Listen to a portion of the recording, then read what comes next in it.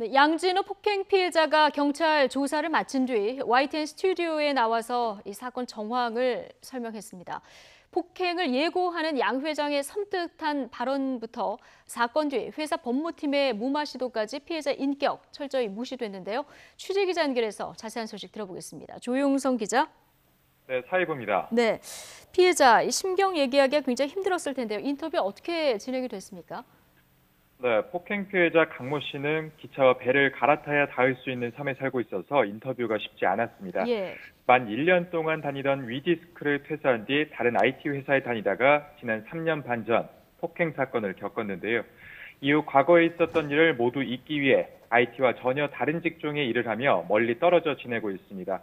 그런데 최근 폭행 영상이 공개되면서 경찰 수사가 시작됐고 지난 주말에 피해자 조사를 받으러 경기 남부경찰청에 나왔습니다.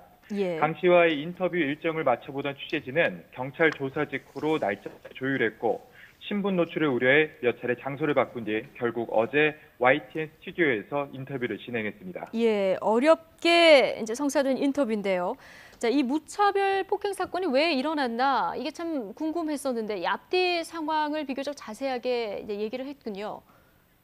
네, 이번 인터뷰에서 가장 놀랐던 점은 폭행이 있기 전과 후에 공포가 계속됐다는 것입니다. 네. 강 씨가 장난스러운 댓글을 쓴 다음 날 양 회장이 보낸 카카오톡 메시지는 섬뜩함 그 자체였습니다.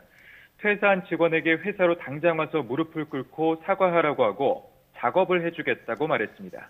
인터뷰 내용 들어보겠습니다.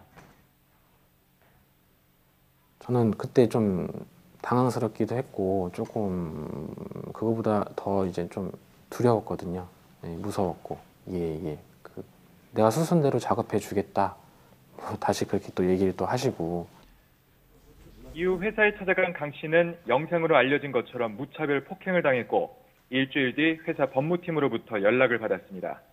법무팀은 최근 회사에 대한 불만을 인터넷에 올린 적이 있는지 확인하면서 지난번 폭행은 양 회장이 많이 봐준 거라며 으름장을 놓았습니다. 예. 직접 들어보겠습니다. 근데 전화가 오더라고요. 위디스크 법무팀이래요.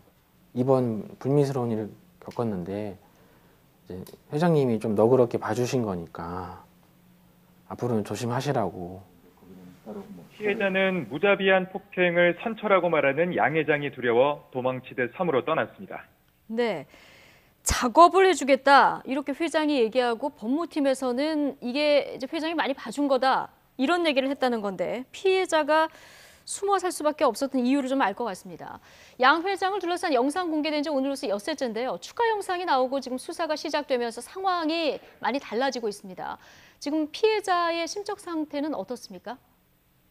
네, 강 씨는 갑자기 맞게 된 언론의 관심과 경찰 수사에 당황하면서도 나름대로 침착함을 유지하려고 애쓰고 있습니다. 예. 인터뷰 때는 폭행 직후 처연했던 기억을 떠올리며 힘들어해서 저도 질문을 이어가기 난감할 때가 있었습니다. 하지만 강 씨는 이제 언론사 인터뷰를 힘이 닿는 데까지 하겠다는 생각을 하고 있습니다. 자신과 같은 폭행 피해자가 더는 숨지 않았으면 좋겠다며 3년 반 정도 정의가 지체됐지만 결국에는 옳은 방향으로 일이 풀려나가는 데 일조하고 싶다고 말합니다. 직접 들어보겠습니다. 이 영상을 통해서 계속 이제 앞으로는 계속 나올 거 아니에요. 가해자든 피해자들한테 좀 위로 주고 아니면 경각심을 또 그분들한테 주었으면.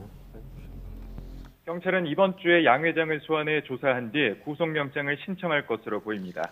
양 회장이 이번에 공개된 영상 말고도 또 다른 폭행이나 엽기 갑질을 했는지 앞으로 지켜볼 대목입니다.